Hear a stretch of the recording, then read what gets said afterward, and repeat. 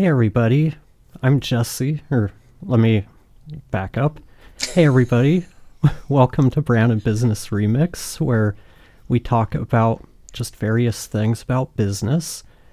I'm an AI person. We've got Tara, who's a branding person, and we've got Amanda, who's a business ops. We'll all introduce ourselves real quick to get things going.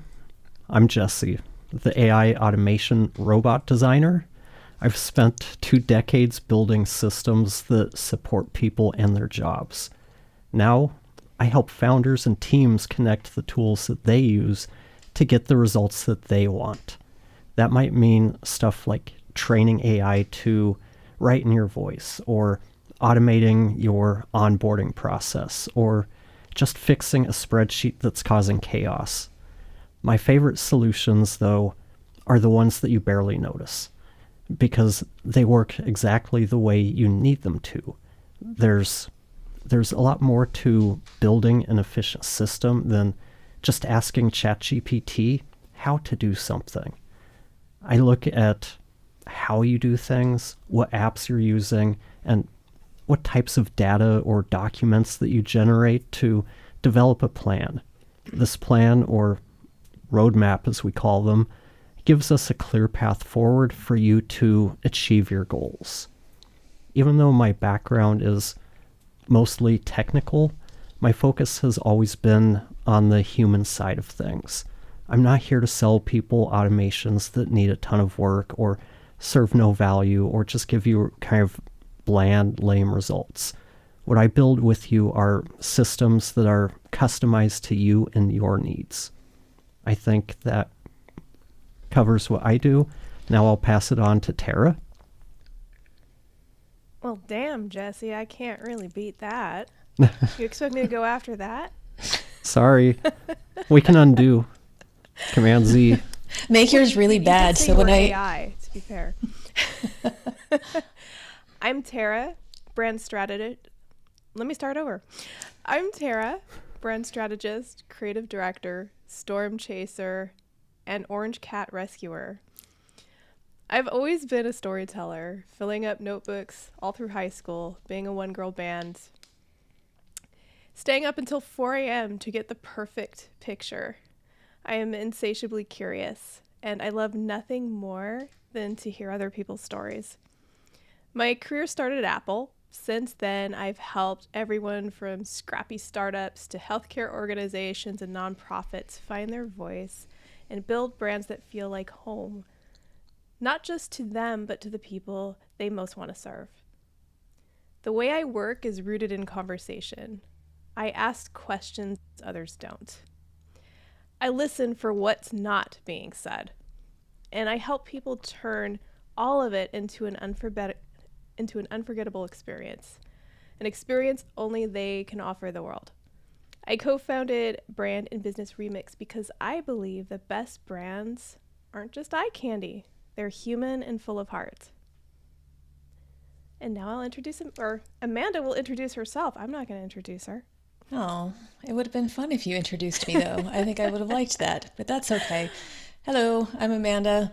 I spent years running other people's businesses before starting my own to focus on helping other business owners succeed, while also running live sets on TV and film productions, making sure everything goes smoothly no matter how complex the show, the project. All of the different things I do have that in common. It's all about clearing the chaos and making things run smoothly. I do the same thing now for entrepreneurs and founders, business owners of various levels, anybody who really needs help with the behind the scenes stuff that goes on. And there's a lot of that, as we all know.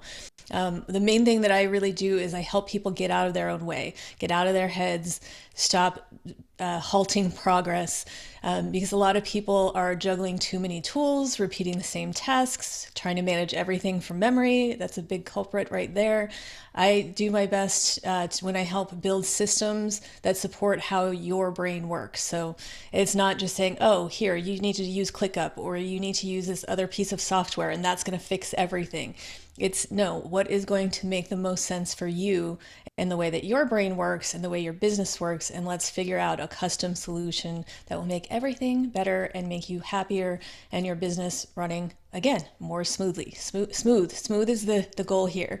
I'm part of Brand and Business Remix because I believe calm, clear operations are the backbone of a business that lasts. And that's all I have to say about that for right now. And I'm part of Brand and Business Remix because parts of what I do tie in with both of what both of them do. I work with the back end stuff. I help make things more efficient, and whether that's on the creative side with stuff like content creation, ideation, that kind of stuff, or on the business ops side of things, of helping build more efficient systems that we can automate. So that's how the three of us got together, because we all... What? I was just going to say he builds what we call the content robot orchestra. It's a thing of beauty. I just had to share that with the world, what you do. It's amazing. I appreciate that. He doesn't play it up enough. Tara and I are very impressed with everything that Jesse does, so we want to hear more about the orchestra robots as much as possible. Right now, that's not the topic of conversation. We may get there, but we definitely have more stuff coming up where that is more of the centerpiece. Today, we wanted to talk more about communication. Communication it's all around us. And when it comes to business, there are a lot of ways our communication can impact how people perceive us, how other companies perceive us, whether it's your interactions with someone you interview, to a contractor you're considering working with, to any interactions you have with clients, internal communications. It's all over the place. You can't get away from communication. And it's a difficult thing to do right. And what we see all the time is too many people shy away from anything that's not easy communication. There are so many people that back away or hide from any kind of confrontation or difficult conversations. I don't know. One thing that comes to mind is ghosting. Well, we don't want to tell you that we're not going to hire you, so we're just not going to tell you anything. We're okay burning down that bridge and never being able to work with you, even if the person we decided to work with doesn't work out. But we're so afraid of confrontation and that you might ask a question that we're just going to completely ghost. I don't understand that. It burns a lot of bridges, and a lot of times what we've seen are companies will hire an employee, they'll hire a company to work with, and they find out pretty quickly that person is not a good fit. But you just burn bridges with all but the most desperate people you just talked to. So if you had other candidates that were qualified in your eyes, they're probably not going to be too excited to pick up the phone when you come calling. Do any of you feel that way? I think you did a good job summing all of that up.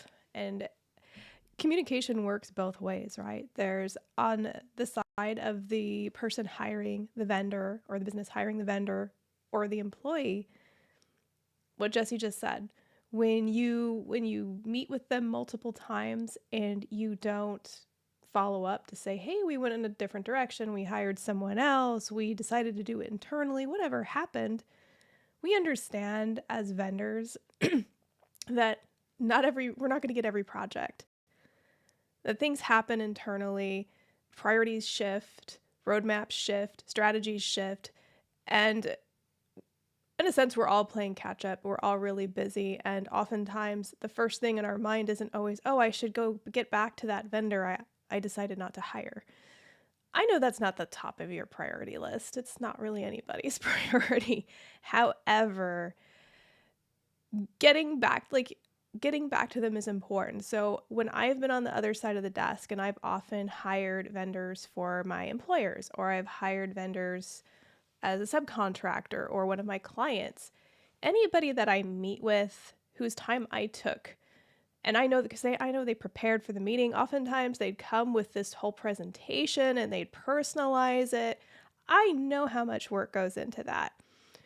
And that's money and time you can't recoup. So I at least get back to them graciously and I say, thank you for your time. My client chose a different vendor, but you did a really great job. I tend to give them a little bit of feedback, the positive feedback. Not everybody has time to do that, and not everybody wants to do that, and not everybody's comfortable doing that, and that's fine. Actually responding and just saying, hey, we went a different direction is a perfectly fine way to respond.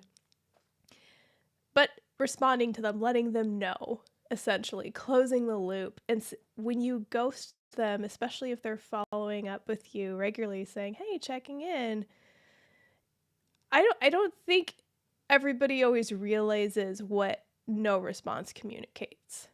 Oftentimes for people, it communicates a lack of respect, and it makes people rethink, would I even want to work with this company if they were to come back and hire me? I've seen so many people mention that, like, well, I followed up a few times, they never responded, they ghosted me, I never want to work with this company.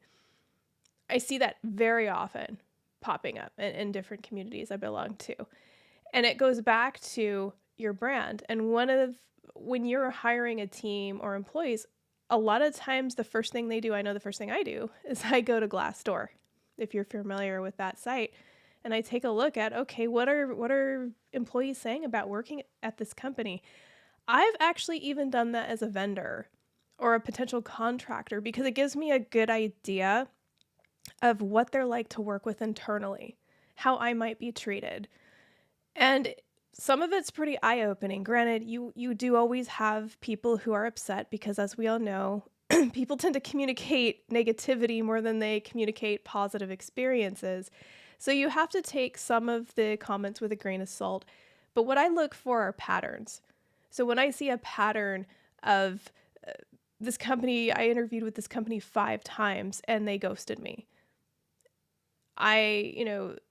There's tons of micromanagement. It's a toxic environment, et cetera, et cetera, et cetera. The communication's bad. When I see that repeated, I instantly go, I don't know that I want to work with this company as a client or as an employee. And something HR will tell you is they're always like, we've got to focus on Glassdoor. We have to make sure, monitor it and see what's going on and what people are saying, because it absolutely can hurt not just your brand, but your business as a whole. So the one big piece of advice I would give companies is communicate. It doesn't have to be pretty. It doesn't have to be flowery. You don't have to write an essay as to why you didn't hire somebody or why you can't take on a certain customer or fulfill their needs.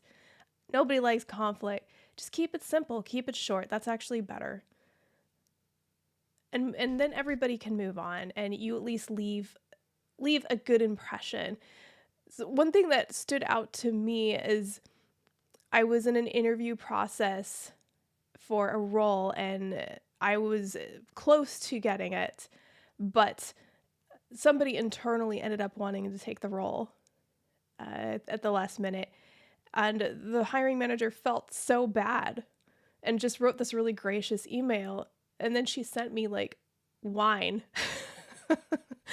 And that really stood out to me because I was so used to, when I was job hunting, just being ghosted after that many interviews, just never hearing from them again and not knowing what the outcome was. And so when I've dealt with companies that actually take the time to say, hey, here's what happened and give feedback, I really appreciate that. And down the line, I'm like, I might want to work with them. I might want to buy their products. If they had another opening, I would jump at it. And Well, it one of the seems things like that you said was that you're not communicating. Sometimes not communicating is the communication, and it's not a great one. And that's with all different types of communication, whether it's employer, employee, if it's you're hiring a vendor, if you are the vendor, that communication amongst yourselves and the team or anybody else, like there's so many opportunities for breakdown that could be avoided. And in this particular scenario of the ghosting thing, which we all feel very passionately is wrong, and we don't do that. And that to me goes way back into, you know, early 2000s ish at a job where the owner didn't like to fire people. So it was always, okay, well, we're going to have to let that person go. You go tell them. But with the caveat, you can't give them a reason why. And that drove me crazy. The line of thinking at that time was where the company was a right to work state. And, you know, they were all kind of uppity that if you give them a reason, then they can try to use that against you. So it's better just to not say why, because you don't have to. And even in my early 20s, I was like, but that's really messed up to not tell somebody why they're losing their job. And I think that's the same even now. If you're letting go of a client, if you're letting go of a vendor, maybe you just don't have enough business to keep paying somebody to help you. All the different things you want to know what's going on. And I do it a lot of times with TV productions when I'm hiring a certain crew. And sometimes if it's in a city where I don't know anybody, I'll post on specific job boards. And at the end, you know, sometimes, especially right now, work is really slow and I'll get hundreds of responses. And I will comb through and I'll hire somebody. I don't reach out to each person individually that I don't hire, but at least that job board has an opportunity for you to close the job. And at that point, you can put a note that goes off to everybody who submitted an application. And I see on groups on Facebook all the time, people saying, like, no, I never hear anything from anybody. Like, you know, I apply right away and, you know, I know that I'm perfectly qualified and I just never hear anything. And I just sit around waiting to know if I'm going to get this job or not. And it's, to me, it's like, well, that's just part of the process. If I'm interviewing a bunch of different people, anybody that I talk to personally is going to get a personal follow-up of, you know, unfortunately, we went in a different direction, has nothing to do with you. It was, you know, just, but I'm going to keep your information. If we end up back in your area, you know, be sure to reach out. You always want to leave them with something. And also, so then they're not, you know, looking at their calendar like, well, I'm kind of holding these dates for this person just in case. To me, it's a thing of respect, definitely courtesy, and just putting yourself in that other position. And you don't want to waste anybody's time. And like you said, then if you just say nothing, that's always going to live with them. And then that's now their perception of who you are as a person or as a representative of your company. That's something that we hold on to. We do that for both really good experiences and really bad experiences. And I think it's important to communicate both. So if you have somebody that you're working with and they're doing a great job, you should tell them. And if somebody's doing a terrible job, have a conversation with them, give them an opportunity to grow and to correct things before you just write them off and say, I don't have the conversation, so we're just going to disconnect your access and then you'll figure out that we don't need you anymore. Anyhow. Well, similar to that is I've worked at places that I don't know if the name existed back then, but we know it now as quiet firing. Well, we want somebody, we don't want to keep employing them. So we're going to cut their hours. We're going to give them the bad shifts, whatever it is, to try to encourage them to quit on their own so that they didn't have to pay unemployment. That ties in with what you were saying about just firing people, not letting them know. People deserve to know. If you employ somebody, my feelings are that we should be trying to help whoever we're working with become better at what they do. Not just in terms of their work, but just how to become better people. And we don't set good examples when leadership at companies send the message of, well, we just push people out the door. We don't let them know what they're doing wrong or how they can improve. We're just going to try to push them out the door. I don't agree with that. And one thing I have noticed over the years is that companies that have HR departments, they tend to do a lot less ghosting because they have a better understanding of how that kind of communication impacts them. Like Tara was saying, human resource departments, they're usually the ones telling people, look, we need to be aware of Glassdoor and what people are saying. We need to improve these things. Small companies don't usually have HR people, or they have one person that does this, and this. They wear 18 hats, and they were also tasked with onboarding people. So they've become the de facto HR person. Those are the types of companies that tend to ghost. I've interviewed with a ton of small companies. A lot of them, no response. Interview once or twice with them, nothing. Try following up, nothing. So yeah, we've come to expect that. We've come to expect that over time. And I think that, unfortunately, ghosting is here to stay. We can either get mad at it, or we can just move on with our lives. We follow up if they can't be decent enough to close the loop with us. Oh well. So let's look at some other questions that we have. Okay, so for Tara, we've got, what are the most common signs that a brand has a communication problem? So many. Where do I start? Well, one of the most obvious signs is what we were just talking about. Let's take messaging out of the equation. You know, even visiting their website, and does their messaging connect with their ideal customer? Does it connect with their pain points right away, or does it completely focus on them and how wonderful they are? Let's just start with basic communication, like email. When somebody reaches out to them and they want to buy something from them or they want to work with them, what does that process look like? So if I reach out to a business, or you reach out to a business, and you say, hey, I'm really interested in this service or this product, what are you thinking when 48 hours go by and you haven't gotten a response? You might think, okay, it's only been a couple days, maybe they're busy. Some people might already be upset and have moved on because they need to find somebody right away. Let's say a week goes by and you haven't gotten a response. Then what? You probably move on. Same thing with if you get a response, but it's not addressing what you asked.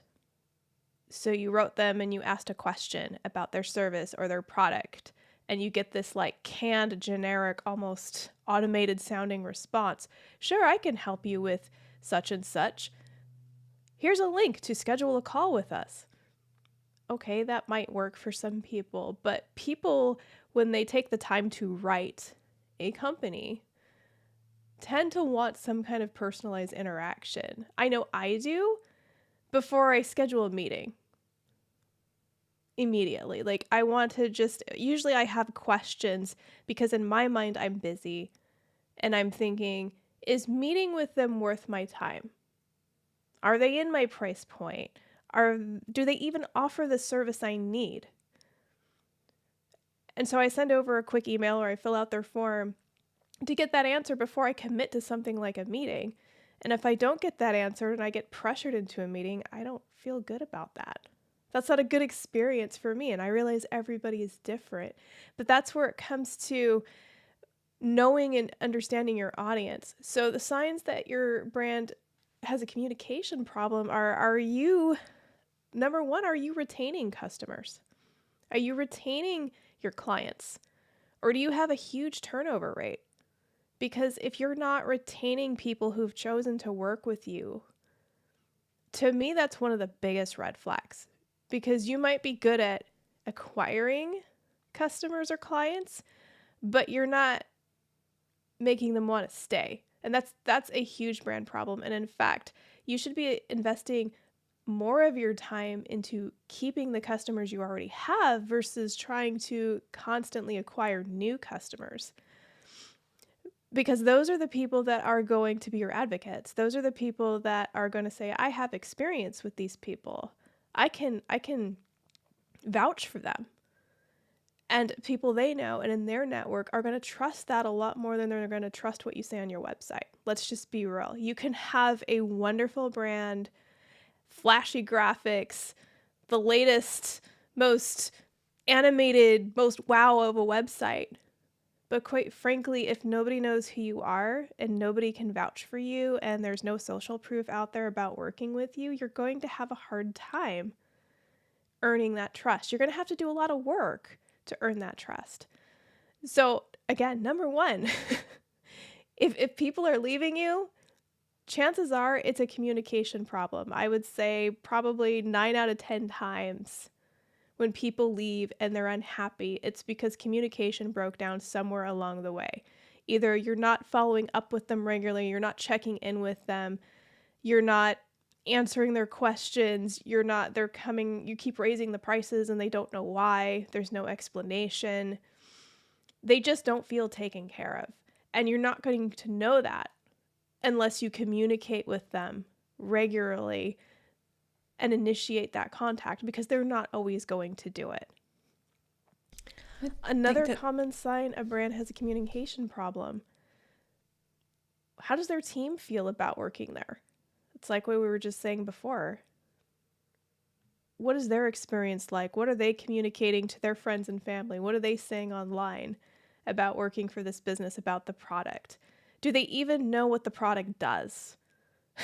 Do they even know what service they offer or how to explain it? Because I've worked with numerous companies and numerous places where the people that work there can't actually articulate what it is they do because they don't even understand it themselves. This is particularly common when in tech, when you have something that does have a highly technical explanation that's meant for, say, engineers. The layman trying to explain what it is they do and the why and the benefits, especially the emotional benefits of it, they have a hard time articulating that. And when that's your marketing department and they're struggling with it, that is also a big communication problem. So as you can see, communication really affects every facet of your business. It's not just what people traditionally think of as your brand, which people always go to messaging and your website and your marketing materials. It goes so far beyond that. And what's more important is that you know how to communicate your benefits and what you do, and that your entire team also knows how to communicate your benefits and what you do, and that you are treating your customers and your clients, and honestly, anybody that works with you with kindness and clarity and responsiveness. Those are things that, believe it or not, are more rare, especially these days, and people really notice it when you respond to them, when you care about.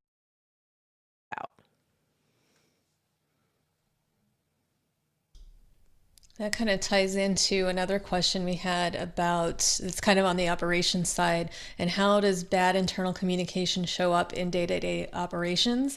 I think the huge focus there is just what you said. It's the customer service, the client service. It's really communicating and making your people, the people who are spending their money with you, to make them feel like they're taken care of, like they're, that you are vested in their success as well as your own. I find that that's the biggest complaint, and why, just like you said, when people leave and start looking for new partnerships or relationships in business, it's because the one that they had is not treating them well. And it's that. And I just heard it recently from, somebody that's, they keep really busy, but as they've gotten busier, their personalization has gotten a little bit worse because now they're busy and somebody doesn't always get back to them as quickly. So, and you don't ever want to tell one client like, oh, well, we've got all this other business now and they're taking our energy away from you, so you don't matter as much anymore. And you would never say that to them, but actions indicate that's what's going on. And so you have somebody that's maybe been a loyal customer for years at that point, and then suddenly, well, they're used to getting responses right away in a certain workflow and that kind of rhythm, and then suddenly Well, they don't hear back, and it's okay. Well, it's been a day. Maybe, they're not there. Something's happening. I don't know. Then another day goes past, and they still have their job that they need to put together, and they need to know that they can count on you to do that. And when you stop having that level of communication, and it doesn't mean that you're answering emails instantly and you're always on top of it, but you do have to, like, I can't imagine making somebody wait more than a business day to get a response from me about anything, because everybody knows I don't want people waiting on me. I don't necessarily like to be waiting on other people, but I feel much better when that's what's happening. Like, hey, I did what I need.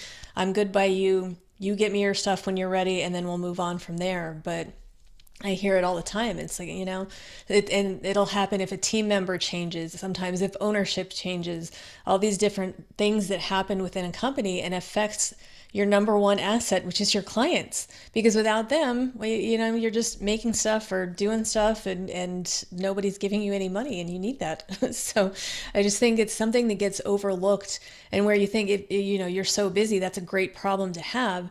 But you can't let the important details, like the communication. Also, then when you're that busy and you're expanding your team, now there are more people that need to communicate amongst each other. That's a whole other scenario where there might be 4 people, 5 people copied on an email.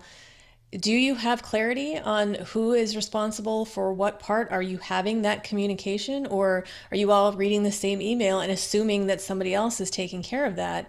And again, nobody's following up, and you're just making these assumptions and going along with whatever you need. And then suddenly, your client's checking in like, hello, I haven't heard back from anybody. What's going on? It spirals. I can, go into lots of different tangents on that, but that to me is one of the biggest ways that bad internal communication shows up in the day-to-day. It's the assumptions and the overlooking the importance of getting back to people. It shouldn't be such a hot topic. It should be pretty much understood that you need to get back to people in a reasonable amount of time, but that seems to be something that people have been struggling with. And what you were saying really ties in why it's so important that we have those systems in place when we're starting out. Having that solid foundation makes it so much easier when we start to scale. So we know how to do things the right way. And I know you've worked with a bunch of companies where you come in to try to fix the mess because they just start and figure things out as they go and then realize 10 years later, this just isn't working. But I know that that's a topic for a different conversation. But talking about communications and timely communication, there's people who want to automate it. There are people that don't want to automate it. There are cases for both. One of the cases that we see that is probably not the best way to use automation is to just bombard people who've expressed interest or bought something from you with daily emails trying to sell something. That's not the best way to automate things. When we talk with clients, we ask them, how do you feel when you purchase something or someone has a free giveaway and you have to put in your email address, and then all of a sudden you get 5 emails a week from them and none of them have anything of value, nothing you're interested in because you just wanted the freebie. We need to really think about that. Email communication, email automation is still a valuable tool, but it's like any other tool. You have to use it wisely, because if you abuse it, you're pushing people away. And that's the complete opposite of what you're trying to do. You're trying to attract people. You're trying to keep yourself top of mind so that when they are ready, they come back to you. We don't want to just keep pushing them away because we aren't listening to what people tell us. On the flip side are the people that don't want to automate anything. I'm too busy to respond to this lead today, so I'll do it tomorrow. Tomorrow turns into 3 days, and then by then they've forgotten all about it, and the person gets no response. Again, they're probably not coming back because you forgot to get back to them. So, yeah, that's what we do. We work with people to find the right ways to automate things so that those types of people aren't falling through the cracks, but we're also not pushing them away by turning on a fire hose full of daily emails. I need something that's right there in the middle because I don't want to be needy. I don't want you to be needy. I know that when I have signed up for something, if I immediately get emails every single day, I back off and I unsubscribe as fast as I possibly can because to me, that's just overwhelming. It's too much too fast. We got to build into that. Like I just got your freebie. Maybe I haven't even looked at it yet. And I know that there's a train of marketing that says this is what you need to do. You need to set up your email sequence. And so as soon as somebody gets your freebie, they get the thank you and then follow up the next day. And then you tell a personal story and boom, boom, boom. And now it's 5 days of 5 emails. And sometimes those emails are really long. And it's for me, that's too much. However, I don't want to be completely forgotten about, like, hey, don't you want my business? So it's somewhere in between. And I think we just have to understand how things are perceived. And of course, there are people who are going to respond to that constant, oh, okay, great. They're emailing every day. It's top of mind. It's always there. Okay, I'm ready. They're really aligning with what I'm looking for. But you can also push people away just as quickly. It's very, very tricky line there. There's so much nuance here, and that's what I'm hearing you both saying. And what too many marketers try to do, unfortunately, is have this formula and say, okay, we're going to build the same email sequence for everybody. And everybody's going to fit into this little box. And we're going to guarantee you so many leads from this sequence and this marketing program. It doesn't work like that. People are individuals. And you really have to understand that business's audience and how to communicate with those people. So if you two were part of my target audience, I would know I'm not going to hound Jesse and Amanda with tons and tons of reminders and emails because I'm the same way. If I sign up for something and I see your name in my inbox every single day, I get really annoyed. My first reaction, honestly, is I get annoyed and I just unsubscribed. I don't care what you're offering me. If I don't know you and you're in my inbox and you're saying following up with, no. And I'm going to guess a lot of people feel that way. And it looks like we have a comment. Hi, Gilda. We do. I find myself saying no to clients that I want to say yes to because they rub me the wrong way with their communication skills. Projects sound interesting, but they don't know how to communicate. I think we've all dealt with that. And I think one of the most important things is being able to trust that instinct and notice those red flags and to say no. A lot of people get so like, oh, but I want the job. And like you said, the project sounds interesting, so you really want to do it. But I found that if I'm getting that feeling from somebody, and you can pretty much in a first conversation, you can't always figure out exactly what they are, but you get a sense of that vibe and how are they going to be. And if they have poor communication in that initial discussion, it's not going to get better. And that's, I think a lot of us will get into projects and we'll work with people because, we want to work with somebody new or that specific project, or maybe work is just slow, so we want something. But usually when you say yes to those people, they get worse. And then you just find yourself miserable. So even if they're paying you for what you're doing, it's really not worth it. You want to spend your time finding the people who align more with what your vibe is. Otherwise, we've all been there and stuck in those situations where it just becomes like, if you get a heavy feeling whenever somebody's name shows up in your inbox or on your phone, and then you're like, why are you calling me? Don't do that. That should be pretty, you don't ever want to feel that dread, like it's your boss, like back when you had a regular job and your boss would call you and you're like, oh no, or you're, back when the people use different ringtones and you'd hear that sound and like, oh no, you don't ever want to be that person. Absolutely not. No, you don't. And that's the thing. Yeah. Go ahead. Go ahead. Whatever I was thinking went away. I'm sorry. when that's why communication can make or break your business in a lot of ways, because you could have everything going for you. You could even have a product or service that is the right fit for the market at the right time.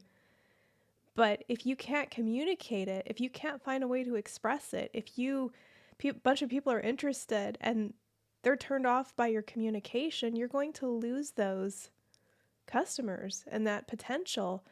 And I think people really do undervalue the importance of communication in business. What I was going to say is the beginning of any kind of a work relationship, when you're meeting with somebody to talk about a project, that's usually the best things are going to be with that client. If things are already bad, we can't expect them to get any better, because if this is them on their best behavior, which most people generally are when they're in the discovery process, it's kind of like an interview. They want to put their best foot forward.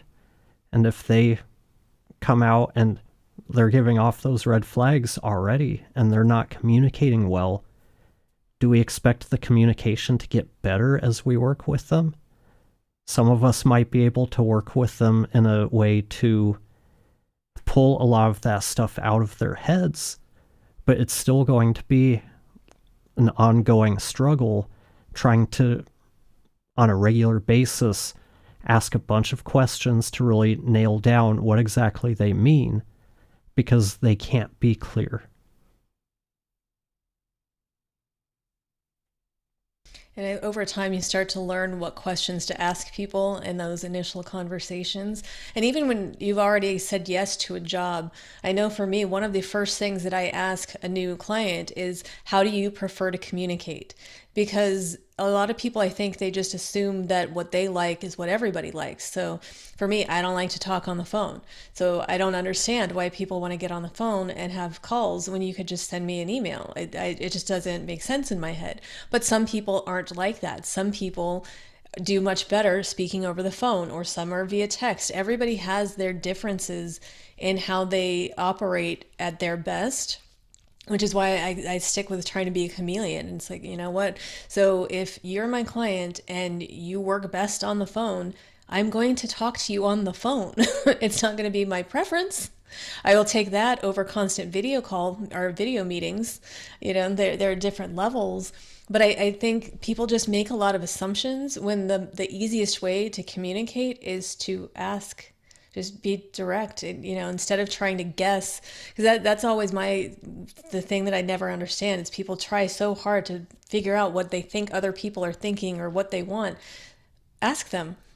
This is really the best way to get a clear answer, you know. But it's all about tact also. The way in which you communicate makes a huge difference. So if you're like, hey, why aren't you getting back to me? And you put it in a text in all caps with a lot of exclamation points and an angry emoji, okay, probably not going to cultivate that that relationship at all. But you know, there are times when somebody legitimately doesn't get your email. Sometimes it gets buried in a chain somewhere and they missed it. Or, you know, again, in the lovely reply all situation, you may have asked, hey, I need these things. And then somebody else jumped in with something else. And then that question got answered and they skipped over you. So you have to be able to be a little bit patient, but also don't just sit on something. It's again with the tact of how often do you follow up. And I always put in those communications like, hey, I'm following up in case this got buried in your email somewhere. So it's not saying like, man, you haven't gotten back to me and I'm annoyed. It's just saying like, I'm just trying to take care of you. I want to make sure that you're not waiting on me. I just haven't seen a response to this yet. I think there are just ways to communicate about that so everybody is on the same page and not just wondering, well, what's happening? You're muted. Let's try this again. It's funny you mentioned tact, because that's a big one I was thinking about as you were talking. Aggressive communication. We all get frustrated with the people we work with. We all have our frustrations when people don't get back to us. We have miscommunications happen all the time and emotions run high. We know this, but it's how you deal with those emotions that really stands out. So one specific example I can think of is I had hired a web development company. Well, I didn't hire them, my client did, but I had presented different options to them and they picked one and we hired them, and it was my job to oversee the project and manage this particular vendor. And there was a huge communication issue between the web developer and my client. They just weren't communicating well. And so I had to bridge the gap. I had to say, okay, well, this is how my client likes to work. This is how to best work with them. This is the styles they like. These are the designs they like. Here's the aesthetics. Try this. They did not take my advice. And so it got to the point where they weren't communicating. They kept submitting things and my client was unhappy with it. And no matter how much I tried to give them feedback and say, hey, here's what's going on. Here's the best way to approach this. They just weren't communicating in a way that they weren't asking questions. They weren't saying, okay, so how do we best do this? How do we bridge this gap? And ultimately, my client got so fed up. They said, you know what? I just want you to do the design work. They can't do it. I've given up. So again, I'm trying to salvage the relationship. I gave them more feedback, say, hey, this is where I would really recommend getting on a call with my client and redoing that session where you guys had the miscommunication and asking really pointed questions about the design, because this is where they're at. And they got very upset and were, I would say, verbally abusive toward me and blamed me for why they couldn't communicate with my client. They said, I didn't know how to facilitate the conversation. So that's why this is an issue, because I don't know how to deal with my client. And they said a few other things too. But I was just shocked and I was insulted. And what they didn't realize is I was their advocate the entire time. My client was like, and I said, okay, let's see if we can work this out. And when they did that, and I had to go back to my client and say, okay, I gave them feedback. Here's what we got back. You know, my client was pretty much done. They were like, I never want to hear about them again. You know, I just want to be done. Did not leave a good impression. And so it's really important that no matter, I understand both sides of the situation. I'm a creative. I've done websites for a living. I am a designer and a writer. I know how frustrating it is when you are working your butt off and submitting things based on what the client says they want. And they're like, no, this sucks. Give me something else. So you give them something else. No. It's extremely frustrating, but part of that experience of being a creative is learning how to manage those clients and those relationships and figure out, okay, let's not get to the point where we're doing revision after revision or after revision. Let's make sure we're on the same page before we even begin the work. That is one of the first things you learn as whether you're a designer or a video producer or you build websites. You learn really quickly how important communication is from the get-go, and that you are both on the same page and that the client knows exactly what to expect before you start building. When I learned that and I started doing that and I started focusing on strategy and asking the right questions and not coming into every project like I am the expert in everything, because I think a lot of people are taught that you're the expert, therefore you have to come into these initial discovery meetings and you have to control the meeting and lead and give them all this advice that is unsolicited. I see that time and time again where people just come in, well, you should be doing this and you should be doing that. And they don't even ask the client a single question about what the problem is, how they got there, what they're comfortable with. And that instantly sets you up for tension and miscommunications. It leaves this impression like this person doesn't get me at all. So I don't come and I'm an expert at what I do, yes, but I am not an expert in this client. I'm not an expert in what they do and what their particular problem is. So that is how I approach it. And that's what works really well, has worked really well for me. And I don't have these instances where I'm doing 10 million revisions back and forth, even with the most picky of clients, because I already understand what they're going for early on. And I So want to. don't go ahead. You can finish up. I was just going to say, as frustrating it is, try to keep your emotions in check. Go for a run. Do what I do. Run, blast some death metal or something. You know, get it out of your system. Write AI and say, write a really angry letter to this person, just making fun of the whole situation, or whatever it is you want to do to get it out. Write something, don't send it. Just get it out of your system. And then take a breather, gather yourself, then respond. And you're going to get a lot further when you ask the person questions, basically that says, how did we get here? And to kind of exemplify the impacts communication and behavior can have on your brand, since that's what we're talking about, you brought up a really good example, that web development firm. Just last week, or maybe it was a couple weeks ago, you found someone who was looking for a website where accessibility was a really important element of it. If these people would have been good to work with, if they communicated well, if they had integrity, you would have gone back to them because you'd already worked with them. But because of how they communicated, the way they acted, you went to talk to other people for a $100,000 website job. So that behavior could have potentially cost them a $100,000 job because they can't communicate well. So I just had to throw that in there because it's such a perfect example.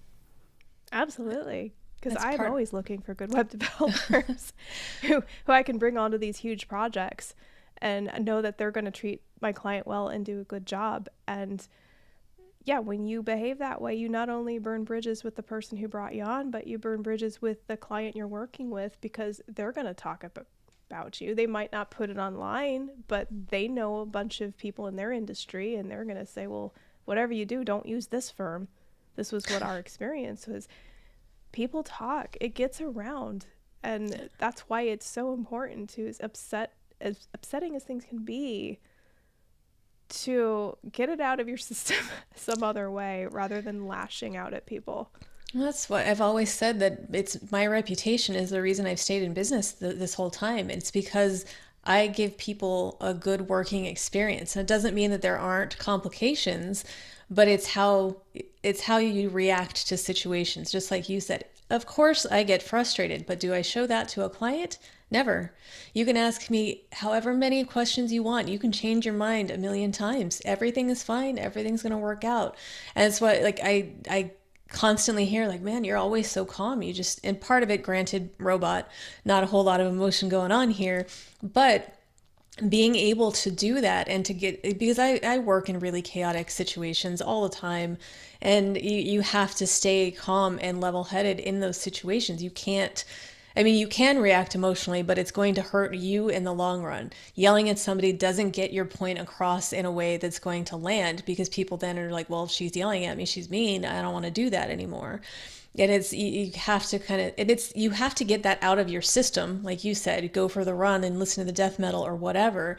The key thing though, is that you don't react in the moment, and you don't write the nasty email and send it. You write it to get the words out of your head. You vent to your best friend. You do something. You go outside for a walk. You listen to the birds. You get in a better headspace, and you move on from there. But if you react and communicate in that emotional manner. And a lot of times, because of whatever's going on in people's personal lives, they're more sensitive to things. And again, like we've talked a lot about tone and how that's people read into tone in the written word. So if it's a text or if it's email, somebody can say, we all interpret things very differently. So the same sentence, depending on the way our brains work, depending on what kind of mood we're in right then, depending on what else has been going on all day, we can read that same sentence and find entirely different meanings within that. So I think that's, again, why it's important that if you're not sure about something, it's okay to ask for clarity. It's better to ask the questions than to make bad assumptions. But I think everybody's there's some weird level of fear of, oh, well, I don't want to bug them. I don't want to, they're so busy. I don't want to be a nuisance. And I don't either. And I'll even put in emails quite a bit like, hey, not trying to be a pest, but I just need to clarify this or that, just to, and keep it brevity in emails. I think I've said it before, but in those initial conversations, when I ask people how they prefer to communicate, I also give the Amanda disclaimer that the way I communicate is usually very direct and to the point. There's not, as my robot knows, no fluff. But it just means that I will do bullet points and I will keep an email as succinct as possible. It's not going to be like, oh, hey, how are you doing? How are things? They're not going to be a bunch of emojis. I don't want to bog anybody down with a bunch of stuff. We're just going to go straight to the point. And I just like to clarify that up front so you don't think that I'm in a bad mood or that I'm grumpy, because my emails just sound harsh, and I just respect your time. I don't want to, you're busy, you have better things to do than to read through a lot. So I'm going to give you some bullet points, and that's just the way that I communicate. But I like to throw that out there up front to try to avoid some of those maybe negative assumptions when somebody's like, oh, well, she didn't even say hi. She just sent me a list of things she needed. But, that's just has worked for me. And it's, again, I do my best to not give people any reason to have anything bad to say or to have a situation that makes them never want to work with me again. I would feel pretty icky if that ever happened. Well, I think that's one of the places where AI can really help, is with communication. Help understanding what the client is trying to say in an email. If it's an email that reads like it has a lot of emotion, we need to be very careful in how we respond, because we can either add fuel to the fire and just completely burn everything down, or we can try to throw some water on it to try to cool things off so we can focus on just the stuff that is really mattering here. And that's where AI can really help, because like today I had an email from a client who was basically asking, hey, this episode you did took quite a bit less. Can we look at pricing so these shorter episodes cost less? That can be a tricky question to answer, because you can come off sounding like you're getting defensive or you're trying to push something. You can use AI to collect all of your thoughts and organize them in a way that's going to be a really well thought out answer. So that's one of the ways that we use one of the ways we use AI to help us with email. Sometimes we'll have it write the first draft. Hey, I don't know how to write this email. Write a first draft, and then we'll go through and clean it up. Other times we might have a good idea of the things we want to say, but not the best way to say them. So write a response to this email that says, and then have bullet points of the key points you want it to talk about, and it'll find a pretty good way of phrasing it. You're still probably going to need to go through and clean it up to take all of the AI talk out of it, the emojis, the exclamation marks, all of the other stuff they throw in there. but it's definitely doable, and I'll admit we've used it on more than a few occasions in difficult situations or to try to figure out the best way to respond to something. So it might not be best to just throw in a prompt. Oh no, we just Where lost did Tara go?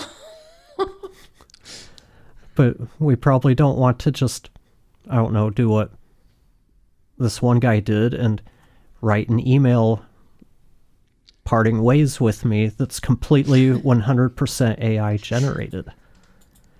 That's not usually the best way to go about doing things.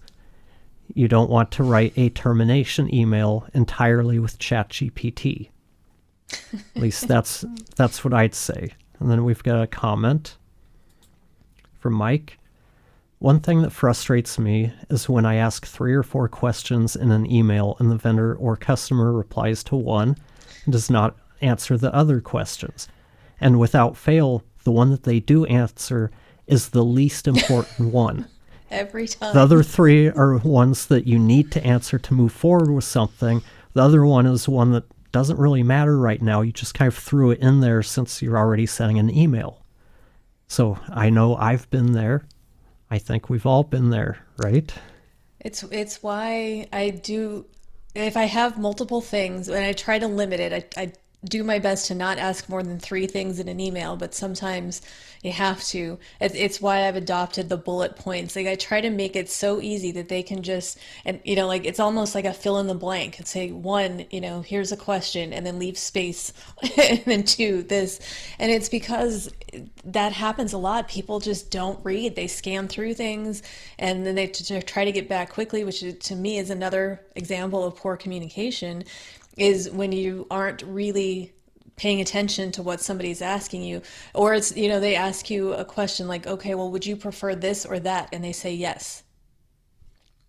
Okay, it wasn't a yes or no question. It was, do you want to do option A or option B?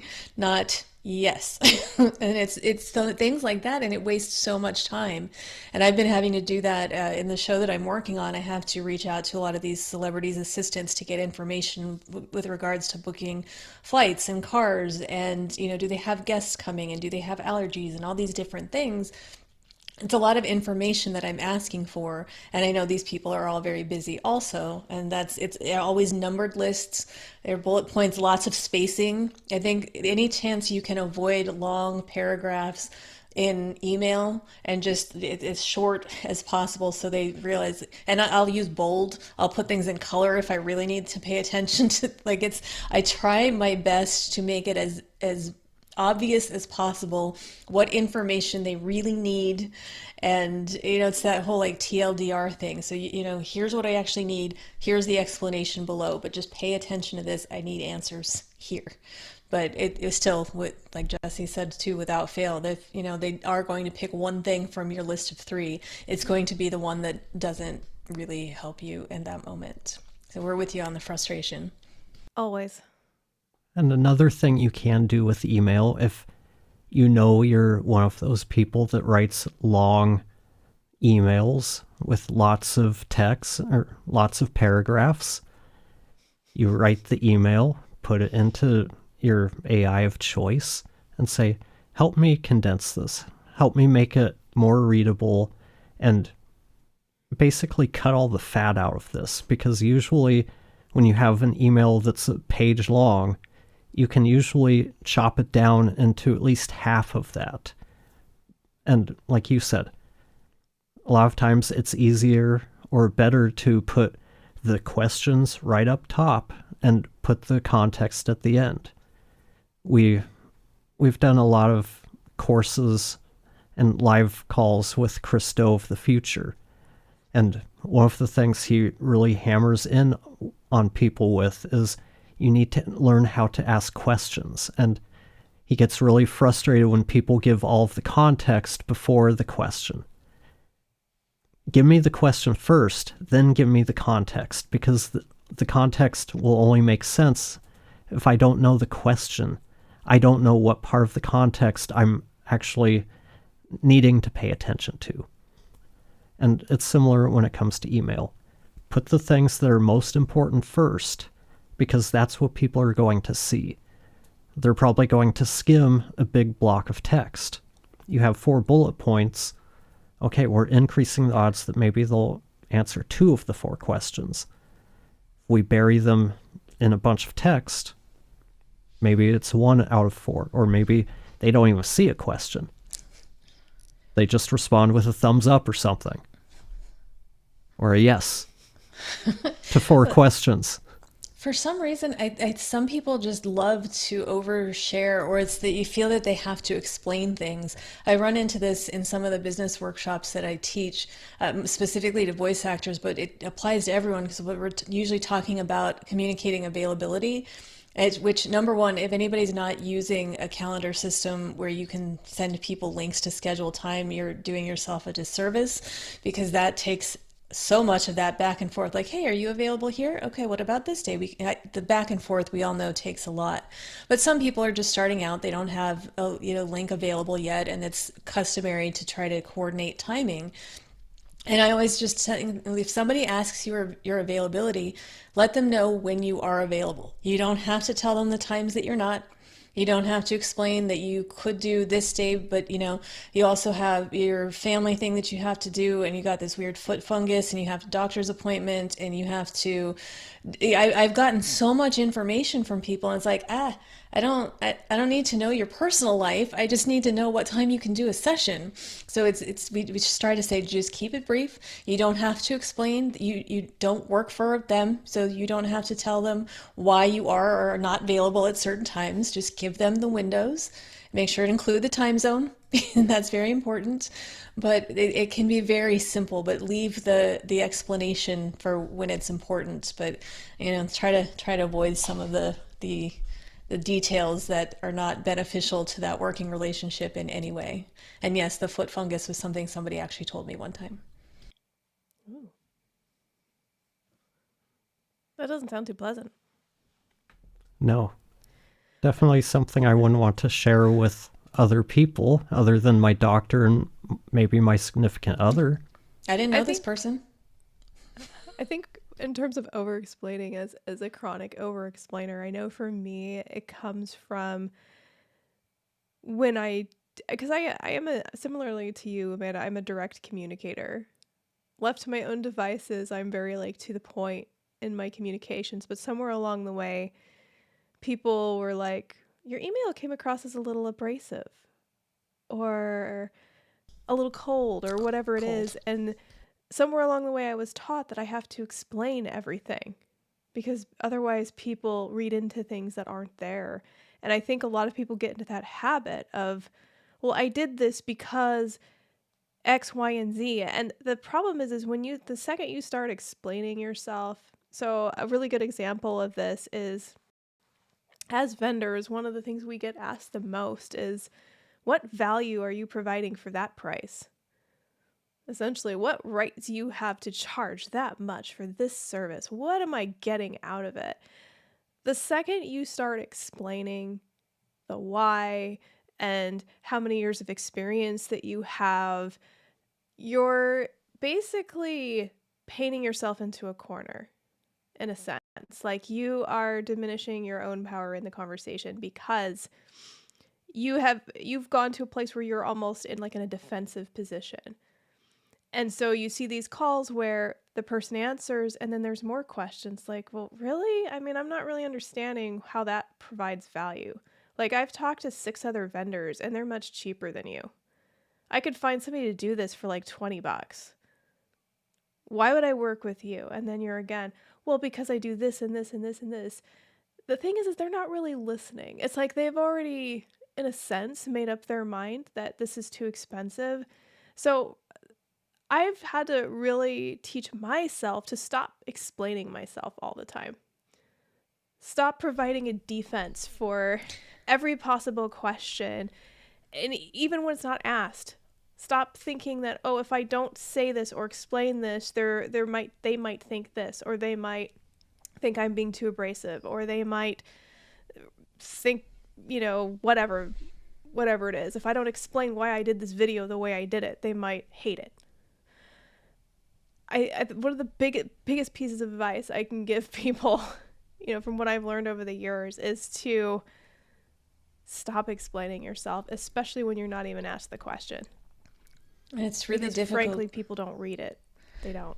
And it's difficult to untrain ourselves from that. And I hate to say it, but I mean, especially as women, because that's how we are told. Like, we have to explain everything. And like, I'm sorry to bother you, but like, and it's always because it's just how it's always been. So the same email that you might write that's direct and to the point and then is received as abrasive or cold, same coming from somebody else, maybe a male, it's not going to be perceived in the same way. And that's unfortunate. And sometimes I think it's just built into how people are.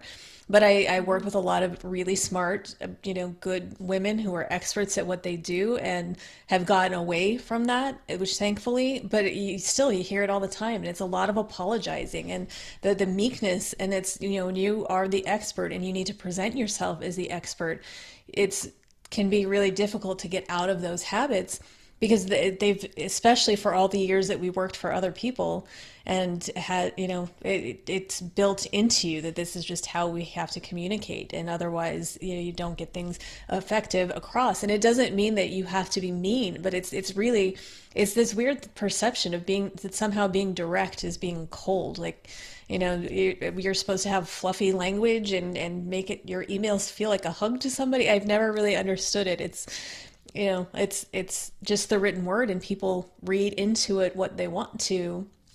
But it's unfortunately that we've had many conversations and talked to a lot of people about how there is a different perception. But I think being able to just have the confidence to stand by, okay, I am an expert. I am going to explain enough, but not overly so. And it's a really weird balance, just like everything else, because if you give people too much information, it can hurt. But if you don't give them enough information, that can hurt. You're always trying to find that middle ground. And really, but again, the communication with that specific client makes the difference, because if you're treating everybody like they're in the box that you mentioned and just thinking, well, I'm going to do this for every single person the exact same way, you're not going to connect with. You might get lucky and hit one or two, but it's why what we do is so custom. It's because every person, every human is different. So you can't just give the same solutions to every single person and expect them to work. And I think that's what a lot of consultant types do. They're the ones that, like you said, they just start in a conversation. They don't ask questions. They just start saying, well, here's what you need to do. You need to this and that. And to me, like if we're having an initial conversation and you're telling me what I need to do, you've already lost me. Because that's, if I haven't asked for your advice yet, I'm not at the point where you should be giving it to me. And you probably don't have enough information about me to be giving me advice yet. That's one of the big things we do. Before we start working with anybody, we sit down and ask a bunch of questions. When we have, quote unquote, a sales call, we're not in there trying to push our services. We're trying to figure out what their problem is that they need solved. A lot of times, the actual problem is not what they think it is, but they've self-diagnosed it as, hey, we need a new website. Why do you need a new website? What is it that your old one isn't doing? Well, we're not getting enough sales. What makes you think the website is the reason you're not getting enough sales? And you talk long enough and you find out there's other problems there. And if they were to talk to a bunch of other people, yeah, you need a new website. We're going to have all of this new fancy stuff. It's going to be eye-popping to people. It's going to stand out from the crowd, and the sales are just going to roll in. It's going to cost you $1 million for this fancy website. Okay, where do I sign?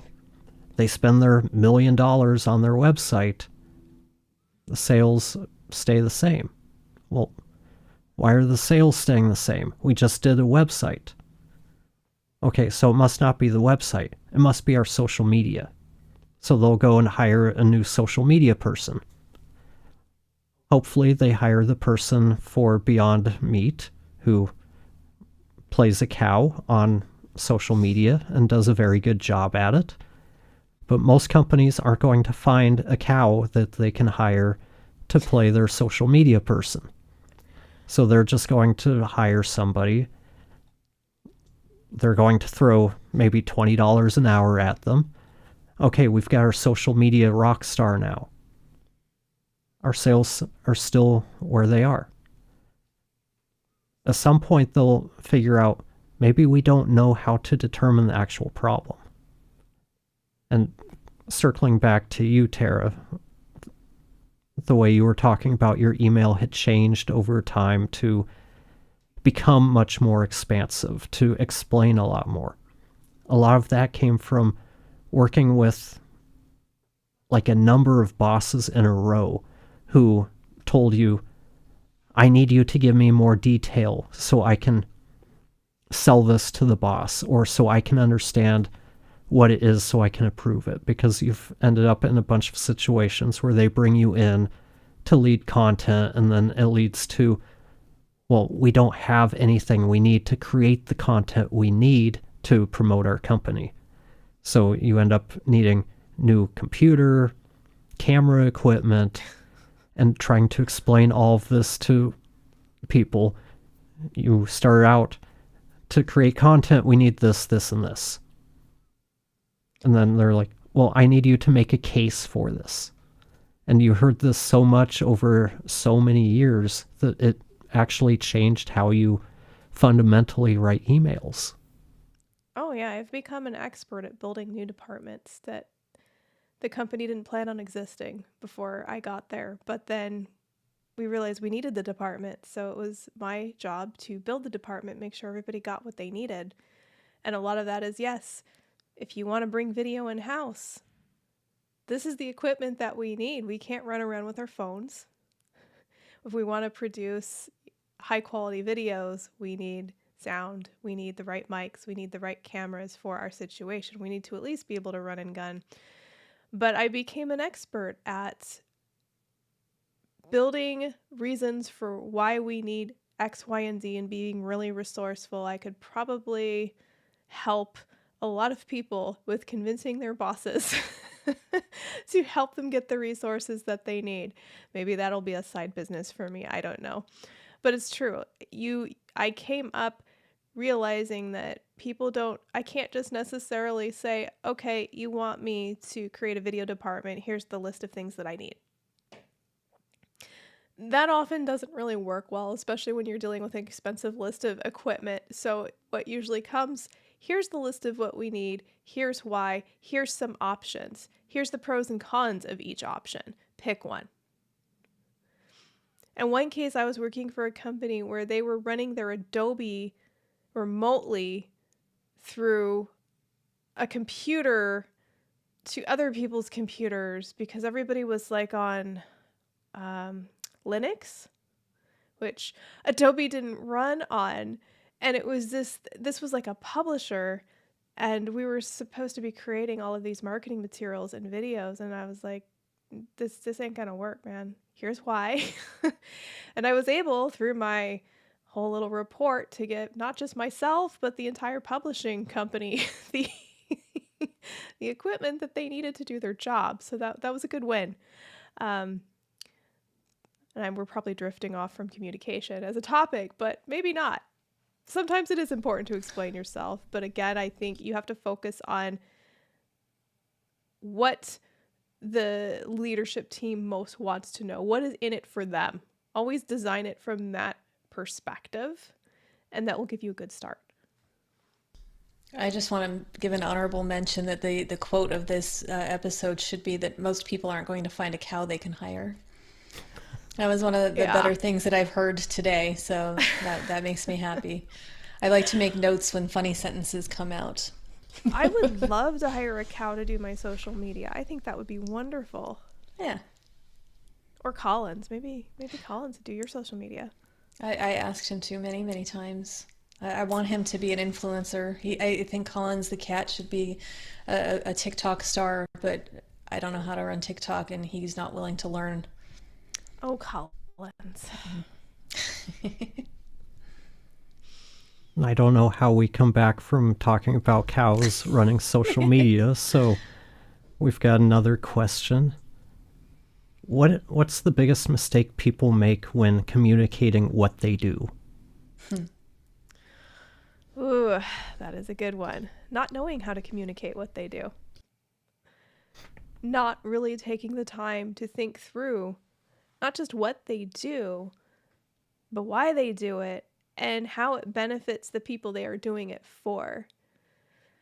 So oftentimes people will say, I've had so many, prospect calls, client meetings where it's basically, well, I do this service, and then over here I do this service, and then I also have a passion for this, so I do a little of that, and I help people do A, B, C, X, E, J, D, K.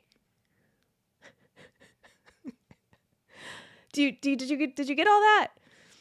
And usually I'll say, okay, so let me repeat this back to you. But I think when you're thinking about what you do, think of it not just literally of what you do. What are you doing for your customers and clients?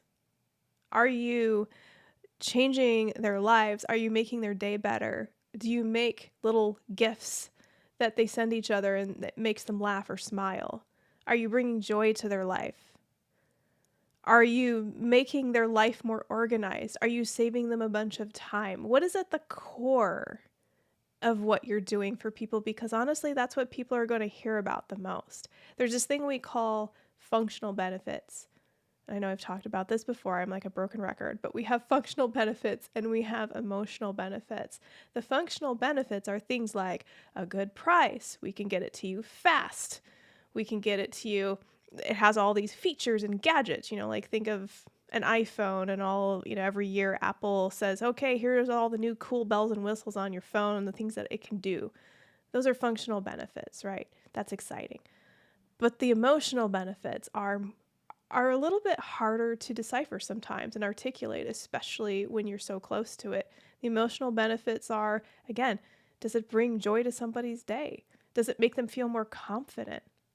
Does it help them get healthier and as a result, feel more confident, feel better about themselves? Does it help them understand others better?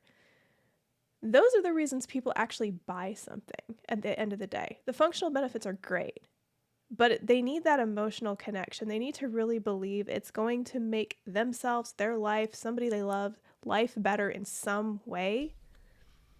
That is ultimately what makes the decision for them. So I think being able to communicate what you do in an emotional way, like I'm Amanda and I make it so you can focus on doing all the creative things you love and have time to come home and be with your family, have time to go to the beach and be inspired so you can do your art because your business is running like a well-oiled machine. Those are the things they're going to remember. They're going to remember, ooh, time to go to the beach, time to just take off in the middle of the day and go on a hike and take pictures and just be out there inspired, versus Amanda saying, I'm going to come in, I'm going to organize your systems, I'm going to make things more efficient, I'm going to do your bookkeeping for you, I'm going to book travel for you. That's great. That sounds helpful. But when Amanda books travel for you, she's going to get you the best seats and you're going to be sitting there going like, oh, everything's done for me. This is the best vacation ever. All I have to do is relax because Amanda found the best airline and the best hotel rooms and everything that I could ever want. And all I have to do is just experience it. There's a big difference between those things. I think So when when you're you're talking, communicating, go ahead. I didn't want to interrupt you. No, go for it. Well, I think when you're communicating, it's one thing if you're offering a product, like, it's your new iPhone, all the bells and whistles and gadgets.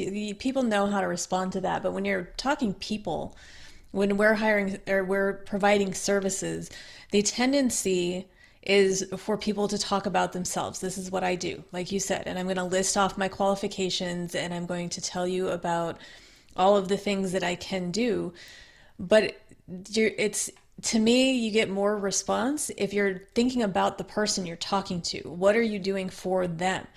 Not you. You know about you. They don't, but they're approaching it like, what can you do for me? So if you're approaching it of here's what I can do for you, and those are the types of things that I always say in those initial conversations, that I'm going to give you your time back. Like my goal is always to make your life easier. I want you to be able to just show up and do what you need to do, knowing that all of this other logistical stuff in the background, it's already done.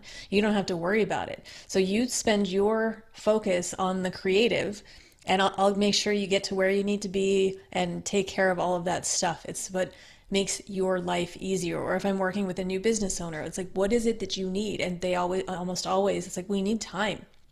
Okay, I'm going to give you time back. It's going to take time in the beginning. You got to invest the time in it. But when we're done, you're going to have hours a day that you can then spend on other things. That translates to like an entire work week out of the month sometimes, and that's time that you are spending with your client, with your family, or you're out on the beach. It was one of my clients today, it's his birthday, and he was able to go golfing this morning and not worry about what's happening in the office for a few hours. And that's the kind of thing. I can say, okay, I help build systems, I'm an efficiency expert, I can say all of those things, and that's great, and that's might be something that you need, but I need to tell you how I can make your life better. And I think that's one of those things, is kind of refocusing it, instead of just, because a lot of us, we're proud of what we've accomplished. We want to make sure, I've worked with these companies and I've worked on this show and I've done all these things. And sometimes we can be too humble about it, and we need to brag about those things a little bit more. That's a different scenario. But sometimes it's not so much about all those individual things, because it's, I can say, okay, well, I've done live rocket launch webcasts, but what does that mean to a business owner who's doing event rentals? Nothing. I need to be able to explain to that owner how my skill set translates into something that's of value to that person.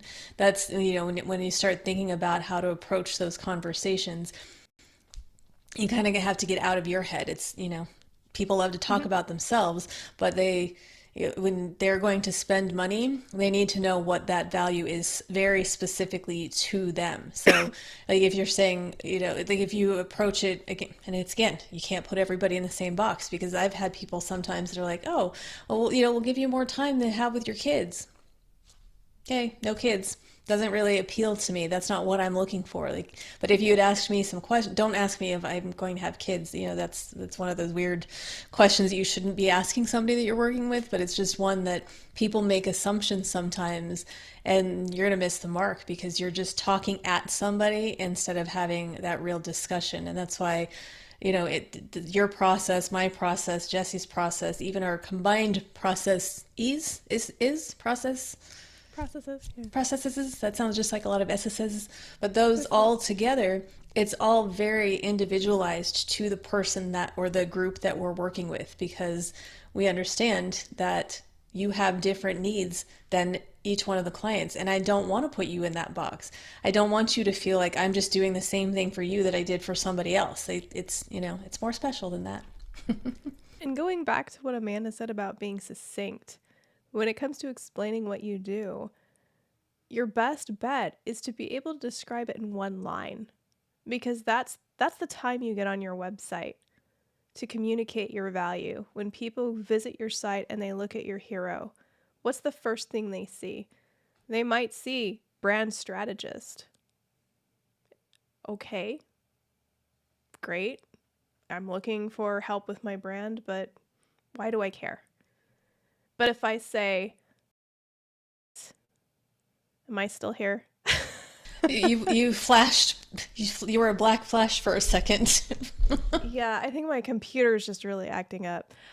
If I say I create unforgettable brands for people so they can do what they love, or create an unforgettable brand doing what you love, or create a business doing what you love, grow your business doing what you love, that is probably going to resonate a lot more, because that's communicating the value of what I do. It's not just saying, I make pretty things, I'm a brand strategist, I'm a brand consultancy. Okay, great. But what do I do? That is what I do. That is the value that I offer to people. So think about what you do in one line. What is that core value, that gut punch that you offer? One of the other things I'll say a lot of the time is I work with a lot of underdogs. So I say punch above your weight with an unforgettable brand. Punch above your weight. That's powerful. I like hearing that.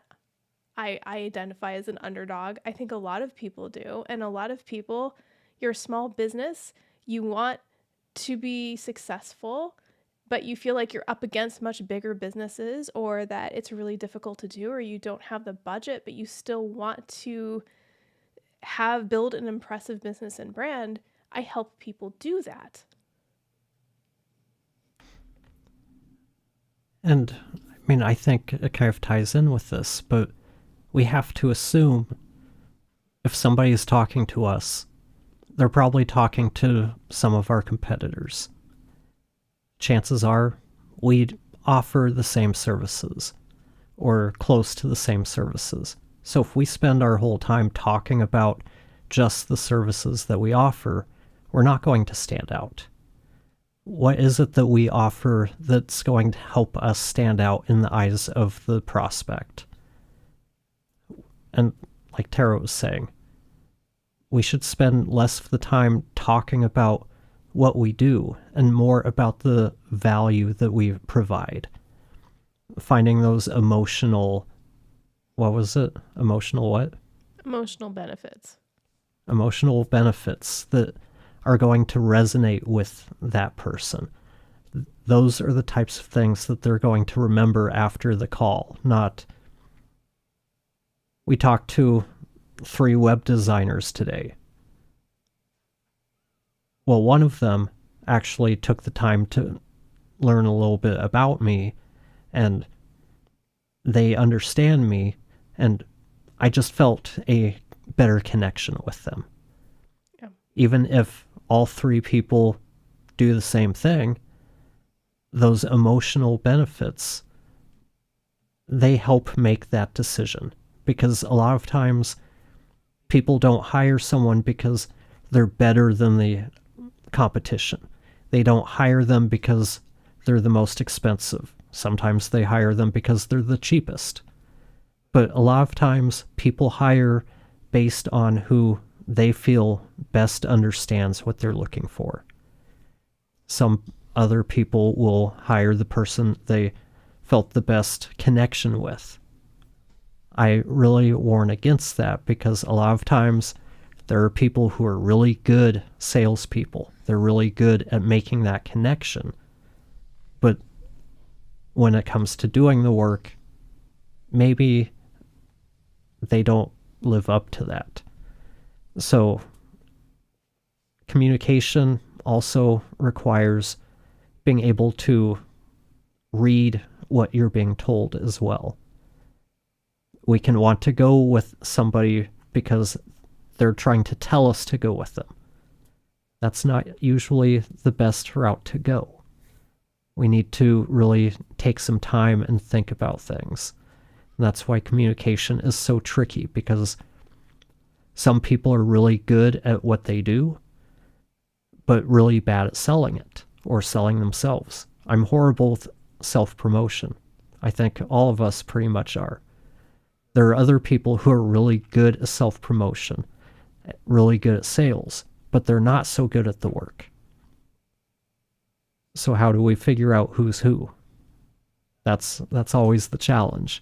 So when it comes to our ability to communicate our value to the prospects, that's where clear communication really comes into play. I have a side question here. Somebody that sent me a text and didn't put it in the actual chat here. That it was, what if you don't feel like you have much in the way of value to offer? Some companies probably feel that way.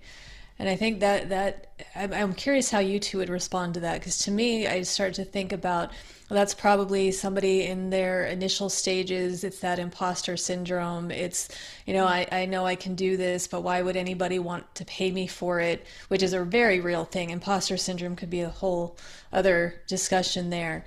But I think, and Tara's really, you work with somebody like Tara, she's going to be able to get out of you what your value is. And that's the thing, because sometimes we overanalyze, but there are, I'm sure, ways you can use the AI to help you kind of figure out how to approach that. But curious what the two of you would think about that. I'm wondering if the question is more, do I have value? What was the exact question again?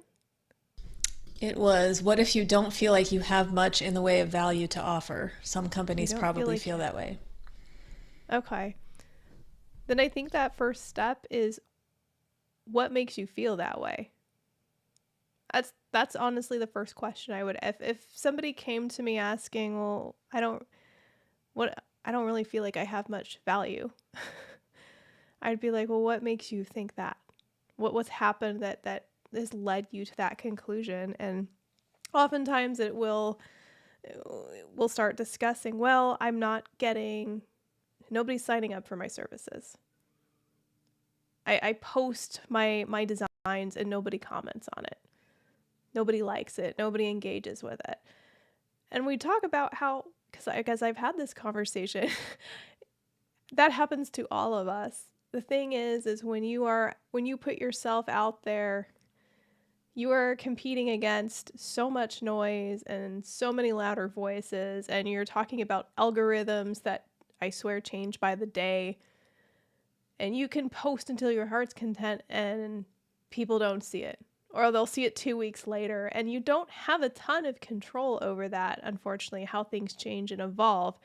But what you do have control over is what you say, what you produce, and what you put out there.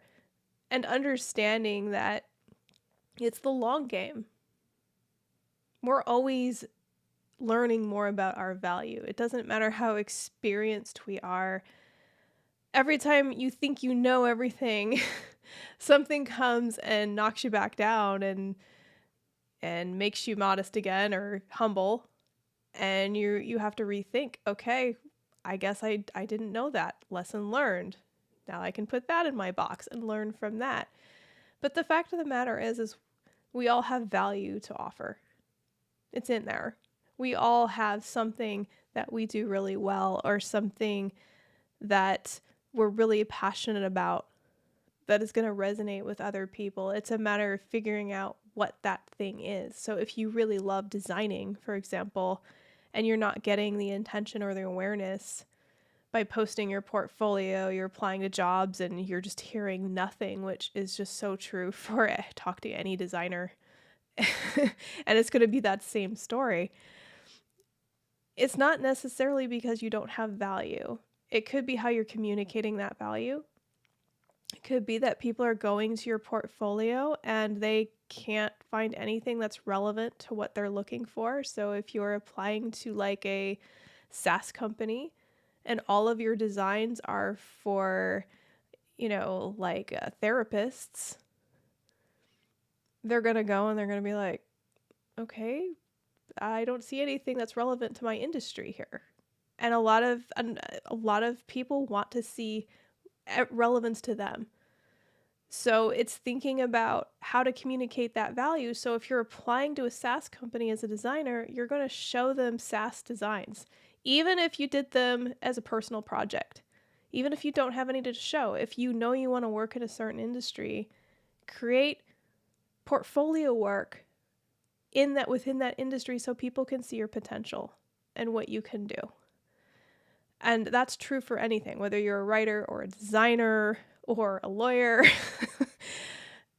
Being able to show who you want to work for, what you can do that's relevant to them. Because again, it always goes back to, what do the people you're working for value most? And if you don't know what your value is, they're not going to either, which is where the communication comes in there. Like, maybe spending some time with yourself to figure out, well, what is your value and how do you communicate that to these clients? Is it, for I guess the kind of the harsh reality is if you're going to have a successful business, you have to understand what your value is and be able to communicate that to other people, especially if because without that value, they're not going to hire you for your services or buy your product or whatever that might be. And I take that question, I see two different ways to address it. First, we've got the mindset that running a business, there's a lot of it comes down to our mindset. There's a lot of people who, for one reason or another, they have that self-doubt. They question everything. Maybe it came from a parent, maybe it came from a teacher or a boss. Someone along the lines made you start to doubt yourself. And there's a lot of people out there like that. So no judgment. We've all been there. We've all had some form of imposter syndrome. So mindset is important. If you don't feel you have any value to offer, how can you communicate that to other people? So start by having a conversation with yourself to figure out what the value you have to offer is. And most people, they do have value to offer. The flip side of that is what you offer, does the value that it holds to the customer or to the client, is it worth enough for you to pursue? An example of that is I've been podcast editing for, 6 years now. It started out as a very valuable service. There weren't a lot of people that did it. But over those 6 years, we had different software tools come out, then AI came out. So now anybody can basically do that job. So the value to most of the clients out there is not as high as it was 6 years ago. So that's one of the reasons why at least I'm pivoting out away from that kind of production work into something like AI. Not that I don't have value to offer podcasters, but the perceived value of that service, it's harder to find clients who are going to pay enough to make it something I can justify doing. I can't compete on price with people on Upwork and Fiverr. It's just not possible being fully self-employed, living in a high cost of living country and a high cost of living part of that country. It's just a lot more challenging.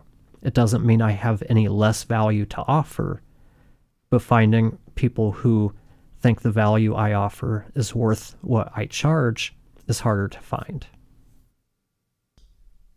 I think we also have to be, and it even kind of goes back to what Gilda said about saying no to clients that you're not in alignment with. There are times when you're not going to be the right fit for somebody, and they're not going to be the right fit for you. And I think that's important in those initial discussions. I think of my world in production management. There are some people who are looking for someone who's going to be out in the field and they're going to be handling all the day-to-day stuff. And there is a use for people like that. That's an important thing. My role tends to be remote. So what happens when they put you on set is it just becomes kind of a hybrid thing where you end up doing extra stuff. But for somebody who values having a production manager on set, I'm not the right person for you. I'm good on set, but I don't want to be there anymore. My heart's not in it. I don't want to, some people really thrive in that environment and they are going to give you their absolute best when they're in the mix of everything running around and the energy, and you put them in front of a computer and they're going to be absolutely miserable. And then there's me, and I want to be building the spreadsheets. I want to be quiet in my little office by myself. I want to be making things happen. And so it's being truthful to who you are and being okay with saying no to certain opportunities that you could say yes to it, and yeah, maybe then you'll have this job, maybe you'll meet some new people. But if you're miserable every single day, it's not going to be worth your time and energy. And so there's that it's understanding what your value is and being okay when somebody might need something different than what you have to offer, and try not to take it personally. We have another Yeah. comment, but I do want to have one kind of wrap up question or a wrap up I to was going to this. ask you about AI. We'll get there, but just to tie up this thread, and this is one of the reasons why when we were starting Brand and Business Remix, we were thinking about something like brand and business therapy, because we do work with a lot of people who they don't quite know what they want to do, or they don't know what their value is. We can help pull all of that out of them so they can better see. Because a lot of times, and this is going to tie into the next question we have, a lot of times we view things from our own biased viewpoints. So it really helps to get the viewpoint of someone outside of my little circle to give us a more unbiased view. And Mike said, when I started, I questioned my pricing. I would tell Stephanie, nobody would pay this much for this. Stephanie had to, on many occasions, say that I wouldn't pay that much because I can make it myself. But most people, and there's a follow-up, but most people don't have my equipment and skills and would pay significantly more. And that's exactly it. What I value, what Tara values, what Amanda values, it's all going to be different. For Mike, you can do this yourself, so you're going to look at a sign you just made and say, I mean, not that you just made because you just made it, but you can look at a sign that somebody is selling and go, I wouldn't pay that much for it because I could pay $8 in materials and spend an hour and do it myself. But for someone who doesn't have that skill set, someone who doesn't have the tools or the machinery, all of that stuff, they look at it and say, hey, I really like that. I think that's worth $200. And that's the whole pricing conversation. You can look at, a good example is a bottle of water. Go into a store, you'll see 18 different types of bottles of water, ranging from like 50 cents to $8 a bottle. But they're all water. Is the $8 bottle necessarily better than the 50-cent bottle of water? Maybe, maybe not. But if you're thirsty and you only have 50 cents, that 50-cent bottle of water is going to do the trick. But if you've got a ton of money to throw around, you look at $8, that must be the best water. I'm rich. I want the $8 bottle of water. That's marketing. That's mindset. There's a lot that goes into pricing, and it's a whole lot more than that $8 bottle of water. It's still like a 16-ounce piece of plastic with water in it. Well, if I recall, I think it was Mike that did this. I'm pretty sure that Mike was able to bring me Colorado sink water at my request because I missed the tap. Growing up in Colorado, we didn't drink bottled water. I never understood the whole concept of it. And I think it was you, Mike. Correct me if I'm wrong, but I'm pretty sure like once he got through airport security, was able to fill up a bottle of some sort with the water there and brought it to me. And I remember being very excited to have my Colorado tap water. And there was a value in that. I probably would have paid him, probably should have offered that at the time, but would have paid a great deal for that Colorado water versus what I had to contend with in Las Vegas. Vegas water. Yum, yum. You can set it on fire. Good stuff to ingest. And you said you had an AI question for me? Yeah, I was wondering, how can AI tools support clear communication without sounding generic? I wanted to ask the robot orchestra creator his take on that. That is all about the prompting. It's about spending time working with it, and even if you're using ChatGPT, it has memory. It has custom instructions. You can start using the custom instructions to tell it, this is how I talk. I don't like it when you use these types of words. I'm a no fluff person. I'm to the point. So that's the type of thing you can start putting into instructions. The more detailed you get with those, the more it's going to start to output stuff the way that you're looking for. There's a lot more that we can go into, but it's a lot more complicated, a lot more technical. But there are ways to do it. The easiest way is to work on your prompting to be more specific about what you're wanting to write, so that you have to give it context. You have to give it details.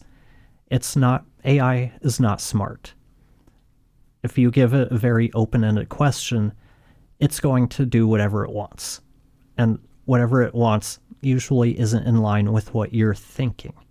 So you need to put some guidelines in there. Not just write me an article. Because it'll write you an article. It might sound good. It might not sound like you. It might not be about anything you wanted it to write about because you didn't tell it what to write about. So you tell it to write an article about dehydrating water. And for anybody who's not following, Mike mentioned, yes, I did bring you water. That started me on the path of developing dehydrated water. Mike has had many product ideas that for whatever reason haven't quite made him the millionaire he should be. I've never understood why. But let's say you want to write an article about dehydrating water. That's great. So you put that into ChatGPT. So it writes an article about dehydrating water. But it doesn't sound like you. Because you didn't tell it.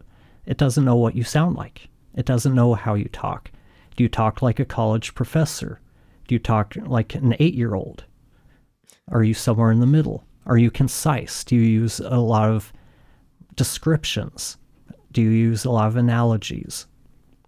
The more detailed you get, the more likely it is to put something out that you like. Does that help answer your question? It does. I just wanted to hear your take on it. And I think you have a very good point about prompting, and that's where my skills intersect with your skills, is because Jesse is the technical genius who can figure out how to get it to all work and do what we want it to do and be reliable. And I think through, okay, what is the best way to prompt, because I understand the audience and what it most needs to know and what the goals are and what the voice is and what it should sound like, and then how to communicate that. So we put our heads together to figure out, okay, what is the best way to develop this for the specific client? It's understanding both sides, and he is great at understanding it from that technical perspective to get it to produce things that don't sound like, well, generic AI. So not every line is, it's not just this, it's this. Or Real talk? Real talk. We're revolutionizing such and such industry. So because people are already posting about it, they're already recognizing the AI speak, the sentence structure that AI likes to use. And you want AI to sound more like you when you talk. And so the more information that you give it, especially like if you do calls or meetings or talks or online content, hopefully you've written it, you didn't have AI write it. But just hearing you in conversation and how you talk, that's how you can train it to talk more like you and less like a generic marketing person from 2015. Well, I'm notoriously bad at knowing what good writing looks like. So I often have to show Tara, okay, here's what the robot orchestra is putting out.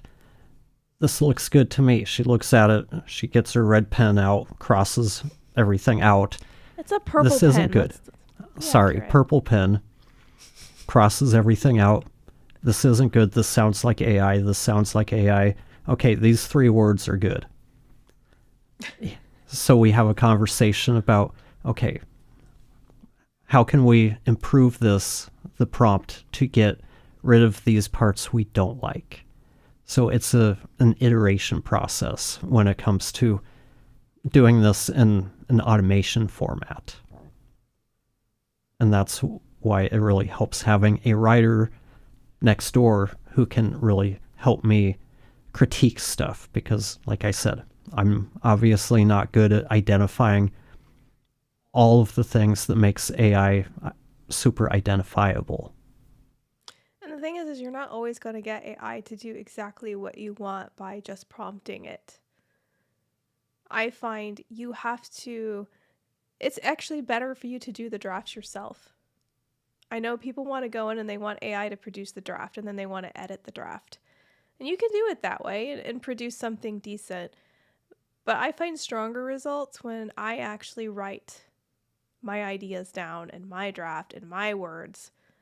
And then I have AI help me clean it up and help me with the places I'm stuck. I'm stuck here. Help me brainstorm some ideas on this or how to phrase this or whatever it is. That's where I get the best, most natural results because it is my voice. It is my work. AI helps me make it better and refine it. But I think you're going to be better off using AI in that way if you can, versus just having it generate all of your drafts and sticking them online, because you're not going to stand out that way. You are going to sound like the 80 million other people making the same LinkedIn posts with the same sentence structures and saying the exact same things. You muted yourself again, Jesse.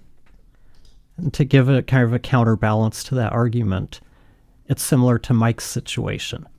You're a writer, so you see all of the issues with the AI writing.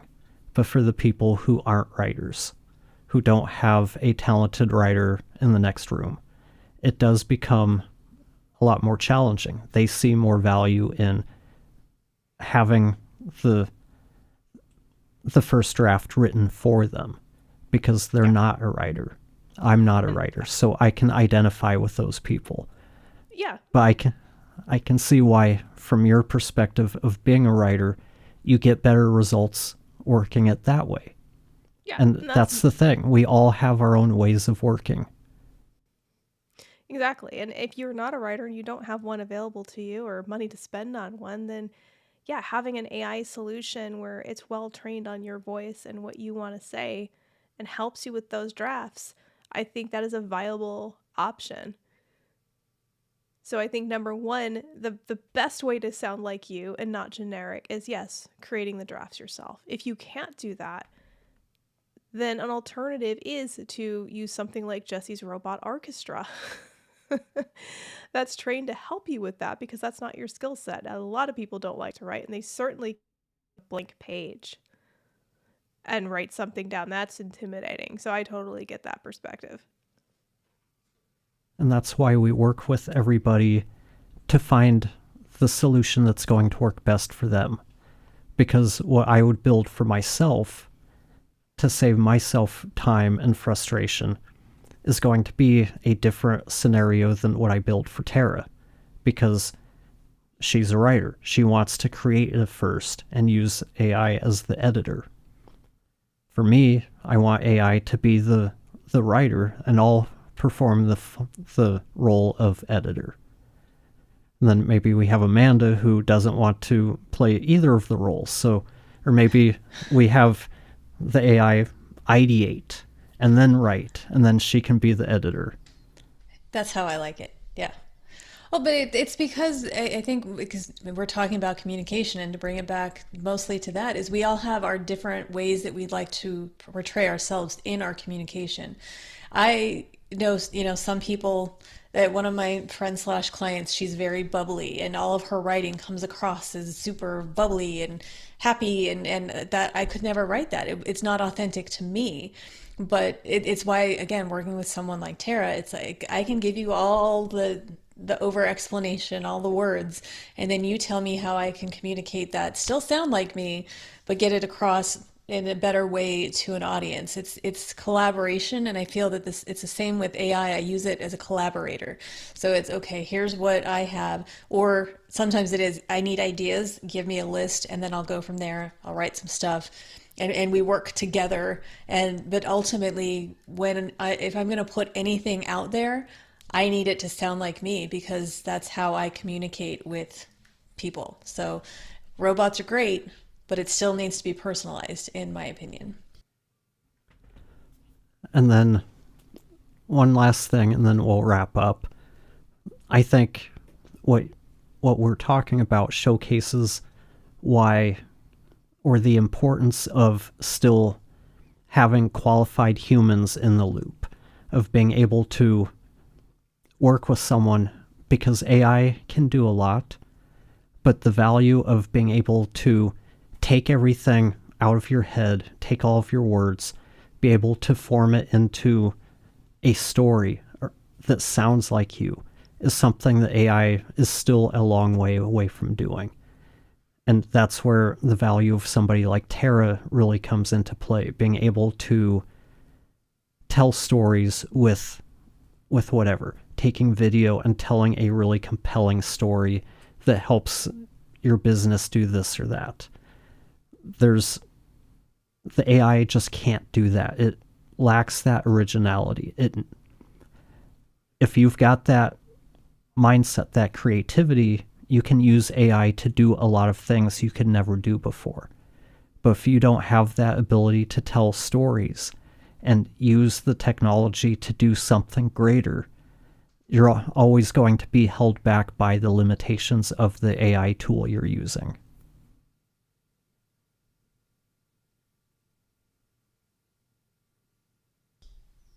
Did everybody freeze up? Silence. No, I think I just didn't want to start talking again because it was time to wrap things up. So my silence was being respectful of the time. Uh-huh. Some of us need to eat dinner, Jesse.